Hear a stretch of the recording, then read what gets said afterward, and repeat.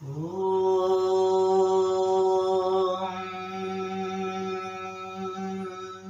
హరి ఓం విఘ్న వినాయకాయ నమః వాగ్దేవై నమః నమస్కారాన్ ప్రార్థయాన్ కరిష్యే. ఆత్మీయ బంధుమిత్రులకు నా యొక్క హృదయపూర్వక నమస్కారాలు తెలుపుకుంటాను. మనము ఎన్ని మాట్లాడుకుంటాము, ఎన్నో చెప్తాము. మనం చెప్పేది ఒకటి, మనం చేసేది ఒకటి చేస్తూ ఉంటాం.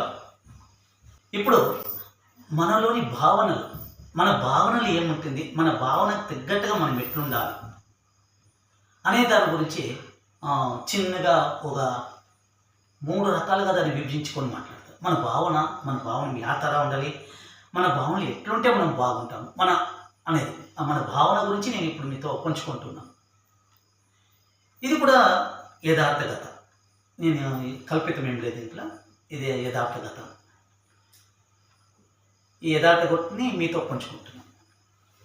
ఫ్రాన్స్ అంటే ఫ్రాన్స్ దేశం మీకు తెలుసు కాబట్టి, ఫ్రాన్స్లో మహారాజు చక్రవర్తి మ్యాక్స్ అని ఆయన పేరు. మంచి పేరు ప్రఖ్యాతులున్న మహారాజు.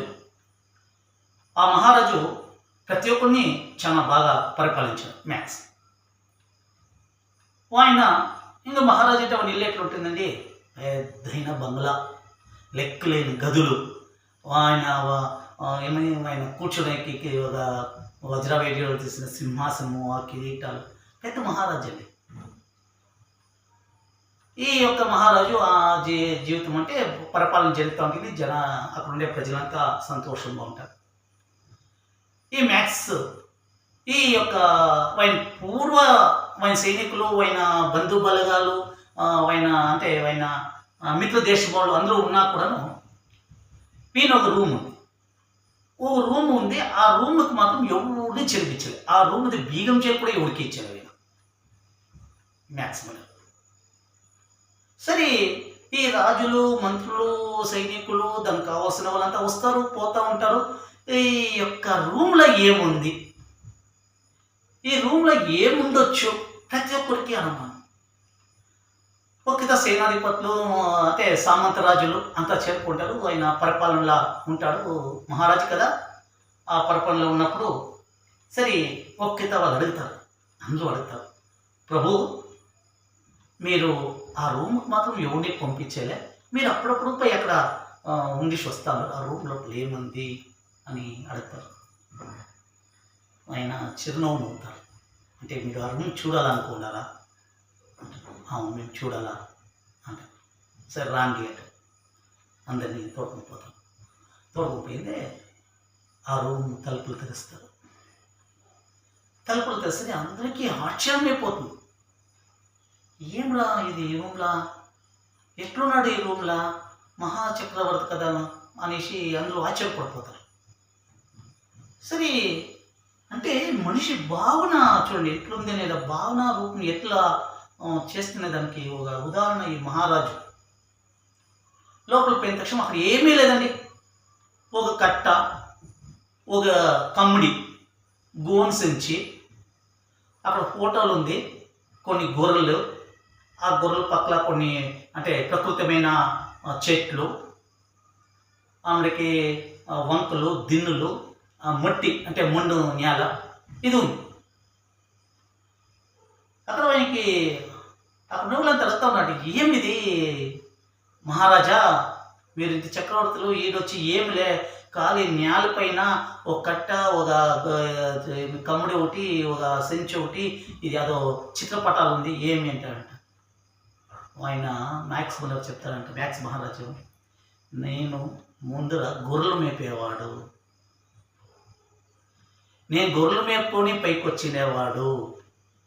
అంటే ఇక్కడ వచ్చే వీళ్ళంతా చెప్పే చూసి, మీరంతా నన్ను పొగిడే చూసి, నేను యాడ మహారాజు అనేసి, మహా చక్రవర్తి అనేసి నా పాతది ముడిచిపోతానేమో, నా భావనలు, నా పాత జ్ఞాపకాలు ముడిచిపోయి నాకులో అహంకారం ఏడొస్తుందో, నాలోని ఎక్కడ లేని ఒక దురహంకారం ఏడొస్తుందో అది నాకు రాకూడదు అనేది ఆ మ్యాక్స్ మహారాజుకి వాడు ఆ రూమ్లో పోయి, ఓ నేను గొర్రెలు కాపరి, నాది నిజమైన ఈ యొక్క కట్ట, ఈ యొక్క గొర్రెలు, ఈ యొక్క సంచి అనేది ఆయనకి జ్ఞానోదయం అయితే ఉంటుంది.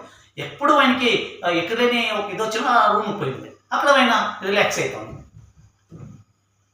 ఎంత మహారాజు అయినా కూడా మన భావనలు, మన పూర్వీకులు మనకి ఏమి మనం ఎట్లు వస్తున్నది కావాలి కదా. ఈరోజు మహారాజు ఉండొచ్చు, రేపు ఆయన ఏదో యుద్ధంలో పోయి ఆ రాజు పోయి వెళ్ళిపోవచ్చు, ఆ రాజు వెళ్ళిపోవచ్చు, ఆ రాజ్యం వెళ్ళిపోతే తిరిగా అయినా అది మరీకూడదనేసి మన భావనలు బాగుందనేసి ఒక ఉదాహరణగా మీకు ఈ యొక్క రాజకథని, అంటే నిజం కథని మీకు చెప్పిన, మనలో కూడా ఆ భావనలు పెట్టుకొని మనం జీవిస్తామని నేను చెప్తున్నాను. ఇదే విధంగా ఒక ప్రకృతమైన, చాలా ప్రకృతి అయిన ఒక స్థలం, పచ్చిగా చాలా బాగుంటుంది, మానంతా పచ్చిగా ఉంటుంది. ఆడ ఒక చిలుకలు ఉంటుంది, చిలుకలు, రామ చిలుకలు అనుకోండి. ఆ చిలుకలు ఆనందంగా ఉంటుంది, ఆనందం కూడా ప్రకృతి విహరిస్తుంది. దాని యొక్క భాష, అంటే వాళ్ళ చిలుక భాష ఉంది కదండి, మనకు అర్థం కాదు, దానికి భాష ఉంది కదండి. ఆ భాషలో మాట్లాడుకుంది, చాలా సంతోషంగా ఉంటుంది. దానికి కొంచెం దూరంలో మనిషి వాడు ఇల్లు కట్టుకోండి, అంటే ఇంట్లో ఉండేవాడు కదా, ఇంట్లో లేక మనిషి లేక ఉండేది కదా, ఆ ఇల్లు కట్టుకోవడం. వీడు దినము చూస్తాడు, అరే ఈ చిలుకలు చాలా బాగుంది, చిలుకలు చాలా బాగుంది, ఈ చిలుకల్ని ఎట్లయినా మనం బంధించి పంజర్లో తెచ్చుకోవడం వీనాశ. అలాగా వీణ ఆ చిలుకలను చూస్తానంటూ ఒక రోజు నేను ఒక ఐడియా ఇస్తాను. ఏమనిషి ఒక పంజరం చేసుకొని దానికి పండ్లు, చాలా బాగుండే పండ్లు, ఆ చిలుకలకి ఏమి ఇష్టమవుతుందో ఆ ఇష్టమైన పండ్లను అయినా ఎత్తుకొని వస్తారు. ఆ చిలుకల దగ్గర పోతాడు, ఆ చిలుకల దగ్గర పెడతాడు, ఈ చిలుకలకు చెప్తాడు, అంటే మన భాషలో చెప్తాం అనుకోండి, చూడి ఎంతెంత పండ్లు బాగుంది, చాలా బాగుంది, మీరు రాండి దీన్ని తినండి అంటే. ఆ చిలుకలు రాకుండా ఆడుకోని ఉంటుంది. వీడు ఒక రోజు చూస్తారు, 2 రోజులు చూస్తారు, 3 రోజులు చూస్తారు, ఆ చిలుకలు ఏమో రాలే. ఒకరోజు చిలుకలు నడతారు, నేను ఎంత ఆప్యాయతగా మీకు ఈ పండ్లు పెడతాను, ఎంత దీనిగా నేను ఇది పెడుతున్నాను, మీరు రావచ్చు కదా అంటే, వీని భావన చూడండి, వీని భావన ఏముంది ఇక్కడ, ఆ చిలుకలను తెచ్చుకోవాలి, దాన్ని బంధించాలా, దాన్ని బంధించి దాన్ని అమ్మేదో లేకపోతే దాన్ని కషాయాలు కదా, మనుషులు అంటే కషాయి, ఆ ప్రాణి వదలలేదు కదా మనిషి. మన గోమాతనే వదులుతలే మనుషులు, కుక్కలను కూడా వదులుతలే చైనా వాళ్ళు, పాములను కూడా వదులుతలే కదా. ఆ మనిషి స్వభావం ఉంది చెప్పింది, భావనా ప్రకటన. మన భావనా ప్రకటన ఎట్లుందంటే ఏమి వదిలేము, ప్రకృతిని పాడు చేసే సమాధానం పాడు చేసేస్తాం కదా, అట్లా ఆ ప్రకృతిలో ఆనందించి ఆ చిలుకలు కూడా వీళ్ళు మనం వదులుతలేదు, దాన్ని నాశనం చేసేస్తాం. అది చిలుక చెప్తుందంట, హే ముందుది తెలుసు, వెనక్ది తెలుసు, నీ మనసులో ఉండే భావన నాకు తెలుసు, నేను యాడ వస్తే పండు తింటాను, నన్ను ఎట్లు బందీయాలా నువ్వు అనుకోండావు, కానీ దేవుడు నీకు కొంచెం ఆలోచిస్తే నాకు భగవంతుడు నాకు అన్ని ఆలోచన, నీ భవిష్యత్తు కూడా నేను ఆలోచిస్తాను రా, నేను చిలుకుడురా అని అది చెప్తున్నాడు. అంటే మాటల భావనా రూపంలో, అంటే చిలుకు తినేకి రాలేదు, ఆ భావనా రూపంలో ఆ చిలుక ఎంత స్వచ్ఛంగా భావనంగా మన మనుషులను అర్థం చేసుకోండి అనేది, ఆ భావన అనేది ఎట్లా ఉంది అనేది ఈ యొక్క చిన్న కథతో మీతో నేను పంచుకున్నాను. చిలుకలు ఆనందంగా విహరిస్తుంది, వీనికి ఆ చిలుకలు దొరకదు, వీడు మనిషి వాని యొక్క భావన, ఆ నికృష్టమైన భావన, వాడు దాన్ని ఎట్లో పెట్టి దాన్ని తినాలనుకోనో అమ్మాలనుకోనో ఆ భావంతో వాడు నికృష్టుడైపోతాడు. ఇది మీతో పంచుకున్నాను. ఇంకొకటి ఒక స్వామీజీ గురించి మీతో పంచుకున్నాను. ఇది యథార్థ కథ, ఇది యథార్థ కథ. మనము ఎందరో స్వామీజీలు ఉన్నారు, లెక్కలేని మన భారతదేశంలో స్వామి చైతన్యం పెంచే స్వామీజీలు ఉన్నారు. ఈ ఇంగ్లీష్, ఈ భారతదేశంలో ఇంగ్లీష్ కాలంలో మనని వాడు ఉండే సంపదనంతా దోచుకొని వెళ్ళిపోతూ ఉంటారు, మనకి ఎక్కడ లేక, మనకి భోజనాలు లేక చేసింటారు, మనకి కడుపుకి ఏమీ లేదు, మన దగ్గర పనులు చేయించుకుంటూ ఉంటారు కానీ మనకు ఆహారం పెడతాం లేదు. అక్కడ ఉండేవాళ్ళుగా మన సైనికులు, మన భారతదేశ సైనికులు వాళ్ళ దగ్గర పని చేస్తాము. ఆ టైంలో ఒక భావన అంటే ఒక స్వామీజీ, ఆ స్వామీజీ భావనలో అప్పుడు చాలా ఆయన చాలా పేరు ప్రఖ్యాతులు తెచ్చుకుంటారు. ప్రతి ఒక్కరికి భూ పెట్టాలా, ప్రతి ఒక్కరికి గుడ్డ ఇవ్వాలని ఆయన పోరాటం చేస్తారు. ఈ పోరాటంలో చేస్తుంటే ఆయన మంచి పేరు ప్రఖ్యాతులు అవుతుంది ఆ స్వామీజీకి. ఆ స్వామీజీ ఒక్కిత ఆయన ఒక జగల మీటింగ్ పెట్టింటాము. ఆ మీటింగ్కి స్వామీజీని రమ్మంటారు. ఆ స్వామీజీ వస్తారు. వస్తేనే అక్కడ ఒక టేబుల్ వేసి పెడతారు. స్వామీజీ కూర్చొని మన యొక్క ధర్మాన్ని, మన యొక్క సంస్కృతిని ఆయన చెప్తా ఉంటారు. ఆయన ఎంత బాగా చెప్తారంటే, మనలో అందరూ ఐక్యంగా ఉండాలా, మనం అందరూ సంతోషంగా ఉండాలా. మనలో ఐక్యత ఉంటే ఈ యొక్క ఇంగ్లీష్ వాళ్ళు మనం ప్రారంభం పెద్ద కాదు. మన దేశంలో వండుకొని మనం వాళ్ళకి కూలోలుగా పనిచేస్తాము. మనం వాళ్ళకి వాంఛే కింద మనం ఉండాలి. మనలో భావన పెరగాల. మనలో ఈ యొక్క సంప్రదాయం అంటే ఈ యొక్క ముక్తిని పోరాడాల. ఒక్కరి చేయి కింద ఉండే యొక్క ముక్తి మనకొద్దు. మన దేశం మనం స్వతంత్రం పొందుకోవాలా. ఆ స్వతంత్రం పొందుకొని మనం ఏం కావాలా చేయాలా అని స్వామీజీ చెప్తా ఉంటారు. అప్పుడు చెప్పినప్పుడు స్వామీజీ వాళ్ళకి చెప్తాడు, చూడి ఇప్పుడు నేను నాకు ఈ యొక్క పీట ఇచ్చినారు. ఈ పీట పై నేను కూర్చోను, అంటే సింహాసనం చిన్న చైర్, ఆ చైర్ పై నేను కూర్చోను. కానీ ఇదే ఇంగ్లీష్లో మనకి ఏం చేస్తారంటే, మనం ఇంట్లో పెట్టలేదు, దాని పక్కన ఇంకొక సింహాసనం పెట్టు. అంటే మనకి వాళ్ళు ఎట్లా మన భావనలు అంటే మన యొక్క సంతోషాన్ని మనం ఐకమత్యంగా మనం చేపేదానికి వాళ్ళు ఎట్లా చేసింది అనేదానికి ఆ స్వామీజీ చూపించిందంటే ఎంత బాగా చెప్తానంటే, ఈరోజు నేను ఇంటికి కూర్చొని నేను ఆనందంగా ఉన్నాను అంటే నాలాంటి వాళ్ళు అంత ఆనందంగా ఉంటారు. కానీ వీళ్ళు ఏం చేస్తారంటే పక్కన ఇంకోటి చేరేస్తారు. ఆ పక్క చైర్ ఇంకా పెద్దగా ఉంటుంది. ఆ చైర్కి ఇంకా కొంచెం బాగా కుషన్ వేసి పెడతాం. అప్పుడు మనం ఏం చేస్తాము, ఈ చైర్ వదిలి ఆ చైర్కి పోతాం.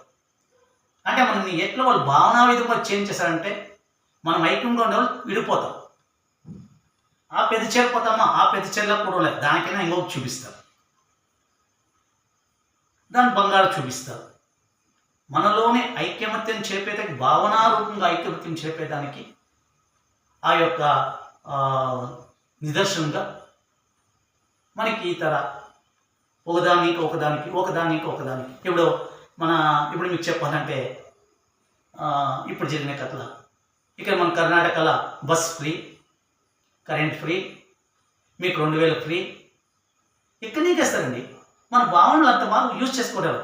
మనం వద్దురా ప్రభు మనం బాగుంటాం అంటే మనలోని భావనని వాళ్ళ రాజకీయ నాయకులు చుంపేస్తారు. దీని చేసి మన యువనేత, ముస్లిం యువనేత రాహుల్ మీకు 8.5 వేలు 1,00,000 రూపాయలు ఇస్తానేసి, ఎక్కడ ఆ 1,00,000 రూపాయలు అని చెప్పిన దాంట్లో మన భావన ఏమైతుంది? మనం అనుకోని చేస్తామా? ఈరోజు మనము 300-400 వస్తుంది అనుకుని ఒక మోదీ గారు అనుకుంది 400 సీట్లు వస్తామేమో అని చెప్పుకుంది. ఒక్క భావన ఆ 1,00,000 రూపాయలు ఆయన చెప్పిన భావన మనుషుల్లో ఎంత చేంజ్ అయిపోయింది. లాస్ట్లో 240 నిలిచిపోయింది. అది మనలోని భావనల్ని యాతర వీళ్ళు చెలుపుతారు. ఎక్కడో పోకూడదు, మనలోని మన చుట్టుపక్కల మనం తెలుసుకుంటాము. చూడండి, 1,00,000 రూపాయలు వాడు ఇస్తామని తక్షణమే ఉత్తరప్రదేశ్ అయోధ్య మందిరం కట్టించగలనే ఓట్లు వేయలేదు. కారణం ఏమంటే భావనారూపం. ఆ భావనలు మనలో బాగుంటే, మనం ఐక్యమత్యంగా ఉంటే మనం బాగుంటాం. మనలో ఆ భావనను పెంచుకోకపోతాము. ఎవరో చెప్పిన మాట కదండి, మనం ఆలోచించేస్తాం. వాడు 1,00,000 రూపాయలు ఇస్తారా, మన దుడ్డు మనకి ఇస్తారు. ఈ కర్ణాటక గవర్నమెంట్ ఇస్తుందా, ఆంధ్ర గవర్నమెంట్ ఇస్తుంది, ప్రతి ఒక్కరు ఎవరు ఇచ్చారు? ఆ మనలోని భావనను చెప్పేదానికి ఇంత రాజకీయ నాయకులు ఇన్ని అవతారాలు ఆడుతూ మనం దాంట్లో పడిపోతాం అనేసి ఈ యొక్క భావనా రూపంలో మన సన్యాసి ఇచ్చేదని మనం తెలుసుకొని, మనం ఇక్కడ ఏం జరుగుతుందో తెలుసుకొని మన యొక్క సోమత తెలుసుకొని మనం ఉంటామనేది నా యొక్క అభిప్రాయం. ఆ యొక్క సన్యాసి యొక్క అభిప్రాయం మీకు సన్యాసి రూపంలో ఈ యొక్క ప్రకటన చేసింది. మరి ఇంకొకటి మీతో పంచుకోవడానికి సిద్ధంగా ఉన్నాను. అది సన్యాసి పేరు వినోబా. ఆ పేరు చెప్పేది నాకు అప్పుడు జ్ఞాపకం. అది వినోబా సన్యాసి పేరు. మీరు ఏమైనా యూట్యూబ్లో కొడుతుంటే వినోబా అని కొడుతుంటే అప్పట్లో చాలా ఒక ప్రజ్వలమైన పేరు వినోబా అనేసి. ఆ వినోబా సన్యాసి గురించి మీతో కొంచెం నాకు చాలా సంతోషంగా ఉందండి. ఉండేదాన్ని వాస్తవం ఉందా నీకు చెప్తాను, కానీ నేను వేరేం చెప్తలేదు. ఎప్పుడూ దైవానుసమ్మతం దేవుళ్ళ గురించి మనం మాట్లాడుకోవాలి. మన యొక్క చుట్టుపక్కల ఏం జరుగుతుందో కూడా మనం తెలుసుకొని ముందుకు పోవాలని నా యొక్క ప్రార్థన. మరియు ఇదే నాడు ఈరోజు ఇంకొక నీతి వాక్యం అంటే చాలా, ఇది కూడా నిజమైన కథ. రాబియా అని మీ పేరు వింటారేమో, లేకపోతే మీ యూట్యూబ్లో కూడా రాబియా అంటే. ఆ రాబియా అనేది ఒక అమ్మాయి. అమ్మ, నాన్న, అక్క, నా చెల్లెలతో, అన్న తమ్ములతో సంతోషంగా ఉంటారు వాళ్ళు. ఆ సంతోషమైన కుటుంబం. ఆ కుటుంబంలో కొందరు దొంగలు, అంటే నేను చెప్పేది ఒక 100 ఏళ్ళ మాట, 100-150 ఏళ్ళ మాట. ప్రతి ఒక్క జీవం అంతే. మనిషి అయిన ఇంకా అన్ని జీవాలు మోసము, దగ, కుట్ర, అన్యాయం. ఫస్ట్ మోసము, దగ, కుట్ర, అన్యాయం అయినకే మనిషి పుట్టిండేది. స్వార్థమైనకే మనిషి పుట్టిండేది. అట్లా సంతోషంగా ఉండే మన ఈ రాబియా అనే అమ్మాయిని దొంగలు కిడ్నాప్ చేసేస్తారు. ఆనందంగా ఉండే అమ్మాయిని కిడ్నాప్ చేస్తారు. ఆ అమ్మాయి వయసు 8 సంవత్సరాలండి.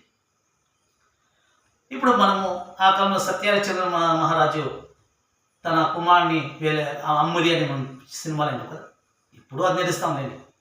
ఆ అమ్మాయిని అంటే వెలికి పెడతాడు. ఎవరు తీసుకుంటారు?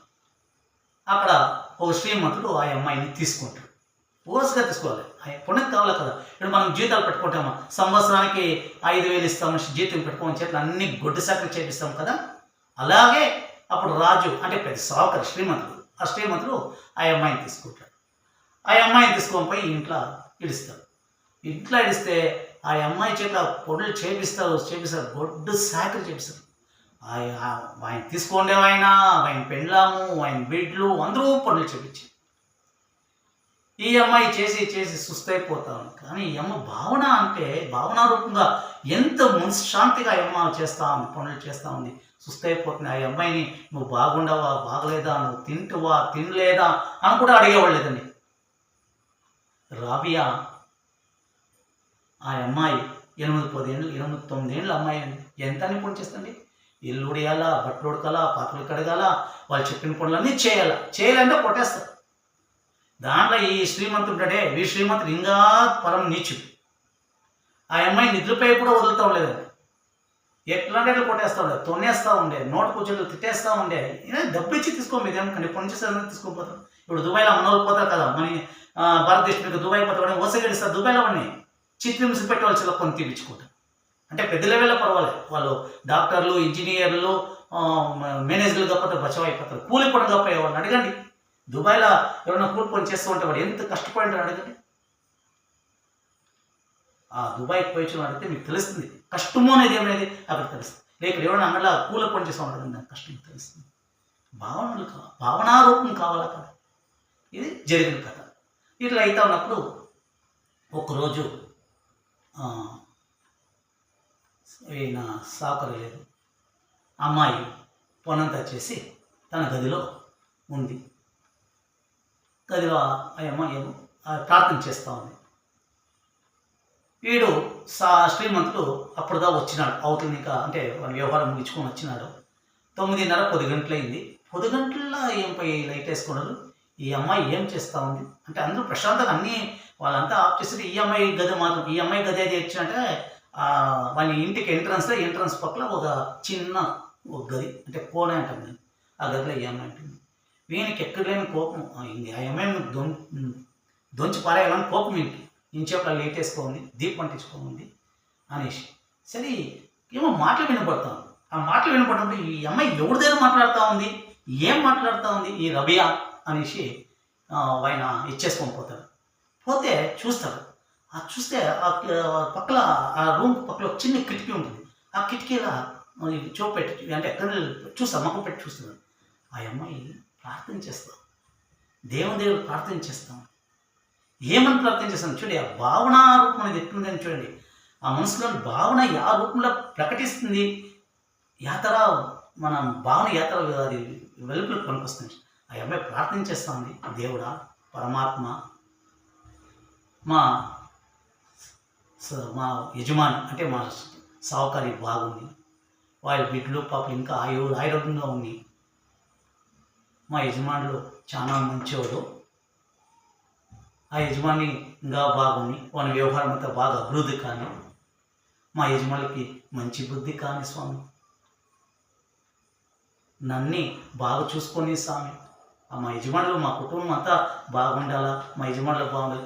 వీళ్ళు చేసే చిత్రహింసలకి ఆ భగవంతుని ప్రార్థించేస్తున్నది అమ్మాయి షాపింగ్ పెడతలేదండి. భావన మనకి ఎవరైనా చెడు చేస్తే, మనకి ఎవరైనా కొంచెం నష్టం చేస్తే వాడు పాడైపోయి వాడు వాని లేకపోతే బస్టకు వెళ్తాం అదని చెప్పారు. మనం అట్లా అంటాం. కానీ ఆ అమ్మాయి మా యజమానులు బాగుంది, వాళ్ళు ఇంకా బాగుంది, వాళ్ళు చల్లగా ఉంది, వాళ్ళ మనసు శాంతిగా ఉంది, ఇంకా బాగా సంపాదించడానికి బాగుంది. వీడు వింటా ఉన్నాడు, వీడు చేసే ఫోన్లు వీడు చేసినంత వానికే అర్థమయ్యి అక్కడే కుసుకు పడిపోతాడు. నిదానంగా లేచి పోయి ఆ రోజు కొనుక్కుంటారు. మంచి పైన నిద్ర రాదండి, నిద్ర పోడు. నేను ఇంత చిత్రహింస పెట్టిన అమ్మాయి దేవుని దగ్గర ఇట్లు ప్రార్థన చేస్తా ఉండే, నేను బాగుండాలా, నా కుటుంబం బాగుండాలా, నా బిడ్డలు బాగుండాలా, నేను ఇంకా ఐశ్వర్యవంతులు కావాలని ప్రార్థిస్తూ ఉండే, నేను ఇట్లా అమ్మాయిని ఇంత ఇచ్చేసినని అనేసి కొనుక్కుంటాడు. నిద్ర ఎప్పుడు పోతాడో తెల్లే, నిద్ర పోతాడో పోయేదో తెల్లవారుజామ మాము 6 గంటలకు తెల్లవారుతో లేసి ఈ అమ్మాయి ఎంతలోగా ఆ తోటలో పనంతా చేస్తూ ఉంటుంది. వీడు వస్తాడు, వచ్చిన ఆ అమ్మాయికి సాష్టాంగ నమస్కారం చేస్తాడు. అంటే వీళ్ళలో భావన మార్పు వస్తుంది. ఆ మార్పు రాక్షసత్వంపై మనుషు రూపంగా తిరుగుకుంటుంది. నేను అమ్మాయికి అంత కష్టపెట్టినప్పుడు ఆ అమ్మాయి నన్ను ఎంత బాగా దేవుని దగ్గర ప్రార్థించే సమయంలో సంపూర్ణంగా వీడు మార్పు వస్తుంది. ఆ అమ్మ సాష్టాంగ నమస్కారం చేసి, అమ్మ నేను ఇంత చేస్తా కూడా నువ్వు దేవుని దగ్గర ఇంత బాగా వేడుతున్నావు కదమ్మా, ఇంక మీట నువ్వు నాకు ఇంటి పని మనిషి కదమ్మా, నా ఇంటి బిడ్డ, నా కూతురు, నా ఇంట్లో మా బిడ్డలతో సామాను, నువ్వు ఎన్నేళ్ళకన్నా ఇడుండు, నువ్వు ఆనందంగా ఉండు అనేసి ఆ అమ్మాయిని సర్వత్రా వాళ్ళ సొంతం బిడ్డతరా చూసుకొని ఆనందంగా వాళ్ళ జీవనం చేస్తారు. ఈ రాబియా అనే చిన్న కథ మీతో పంచుకోనను. ఇది జరిగిన యథార్థ కథ. మనం కూడా మన భావనలో బాగుంది, ప్రతి ఒక్కరిని భావన మంచి స్వభావంలో మనం చూస్తాము. మనకి ఈ యొక్క భావనా రూపంతో అందరూ ఆనందంగా ఉంటామని, మన హైందవ ధర్మం సనాతన ధర్మంలో అందరూ ఆనందంగా ఉంటామని, ఆనందంగా జీవిస్తామనేసి ఈ పరాయి వాళ్ళని హింసిస్తున్నారు, ఆ హింసను కూడా మనం తట్టుకొని ఆనందంగా ఉంటామని ప్రార్థిస్తున్నాను. ఇట్లు మీ కలేంద్రుడు.